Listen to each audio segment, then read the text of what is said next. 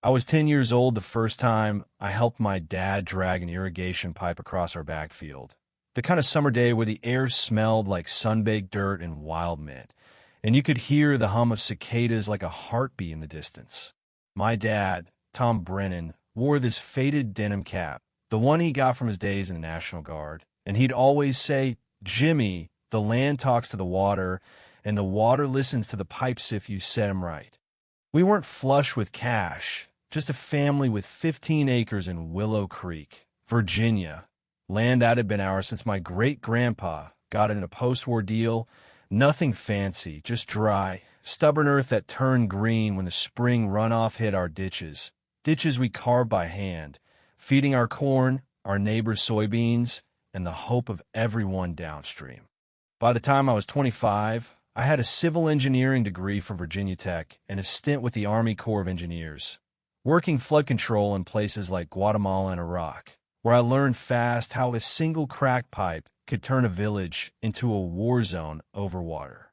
When I came home, Dad was gone heart gave out during a wheat harvest, 66 years old, right there by the main valve he'd installed in '79. I took over the land, walked those same ditches, replaced rusted fittings, and filed an official easement with the county in 2005. Flow rights, flood protocols, all stamped and sealed, legal as daylight.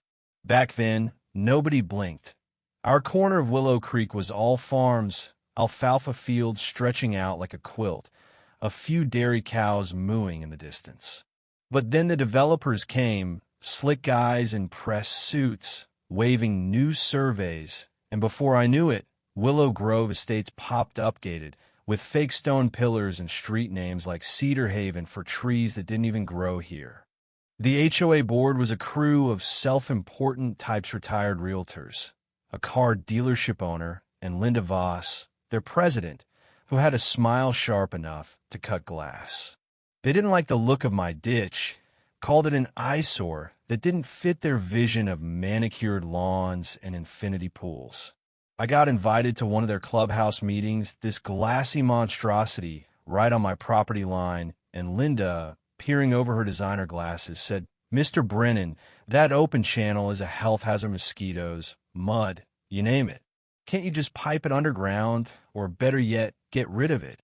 I held my temper, pulled out my engineering maps, showed them how that ditch kept their fancy homes from flooding every spring and their neighbors' crops from drying out every summer.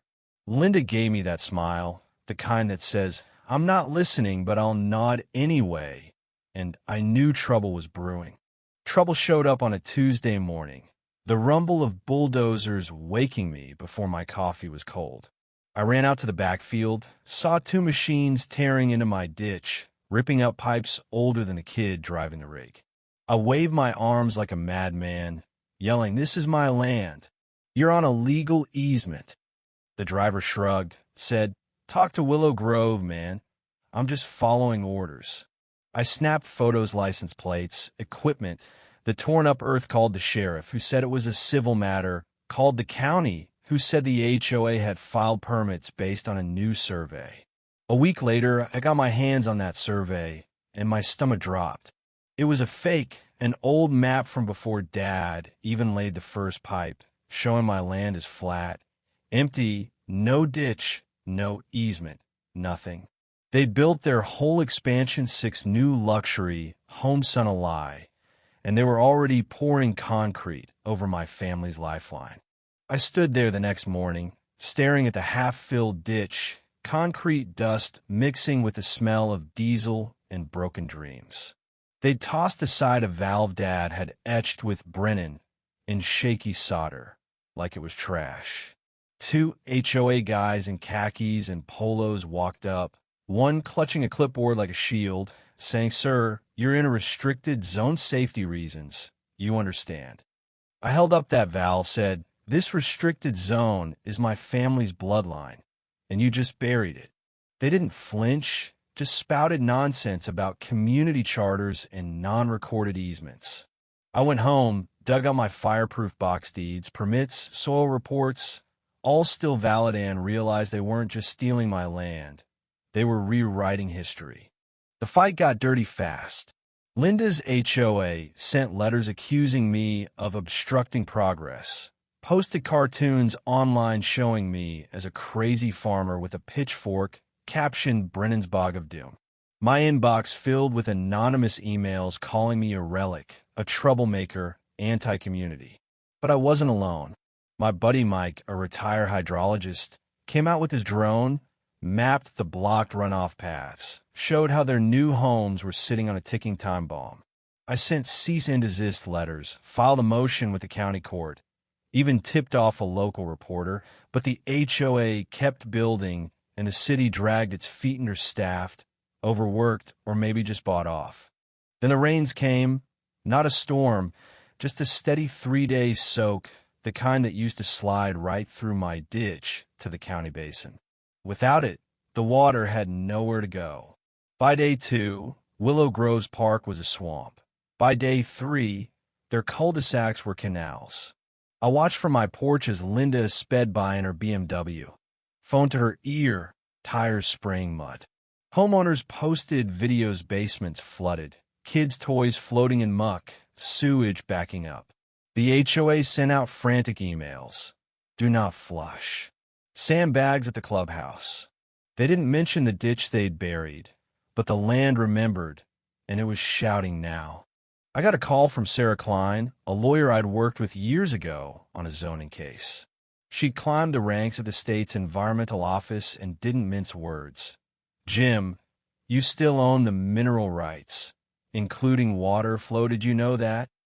I hadn't, not really, buried a 1980 deed split, but there it was, my trump card. If the HOA built over my ditch, they built on land they didn't fully own, and every flooded basement was their liability. Sarah laughed, said, "This isn't just negligence, it's a legal landmine." I filed an injunction, citing those rights, and a 1999 FEMA clause that protected my ditch as critical infrastructure. The state issued a stop work order, freezing Willow Grove's expansion. That's when Linda got personal. A certified letter landed, accusing me of defamation, threatening a lawsuit for spreading false hydrological claims.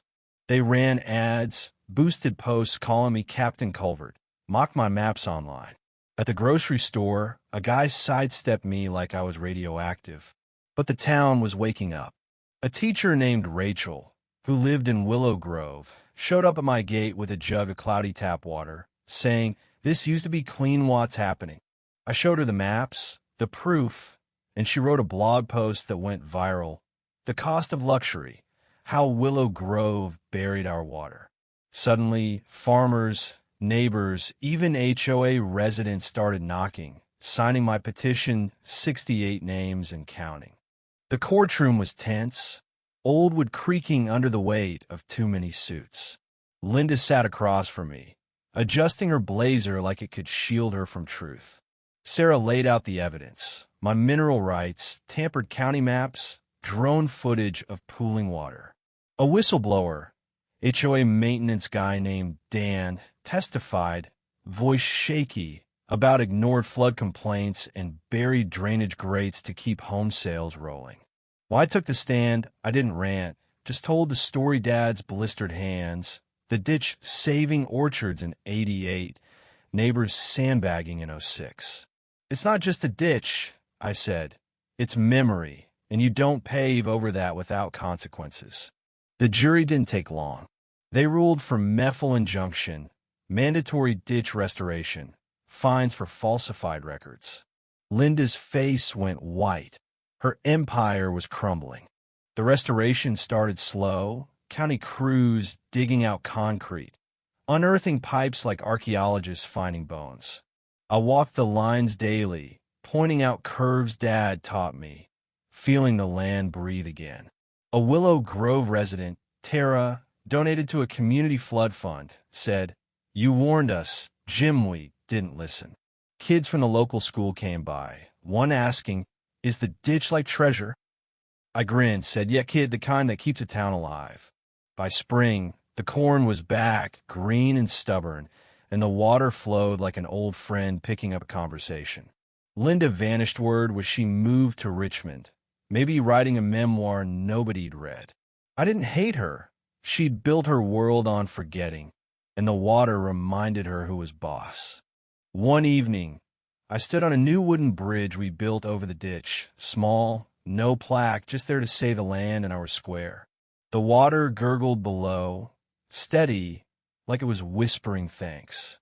The town felt different now, not just healed, but awake, like it remembered what mattered. I thought about Dad, how he'd crushed dirt in his palm and no rain was coming. I thought about those kids, maybe one growing up to be an engineer, carrying this forward. And I thought about how close we came to losing it all, how one lie almost drowned us. So what do you think? Was I just a stubborn guy clinging to dirt, or was this about something bigger truth? Memory, the land fighting back? Drop a comment. Tell me your take. Maybe share a story of your own town's battles. Because if I've learned anything, it's that the water always remembers and it's got a hell of a story to tell.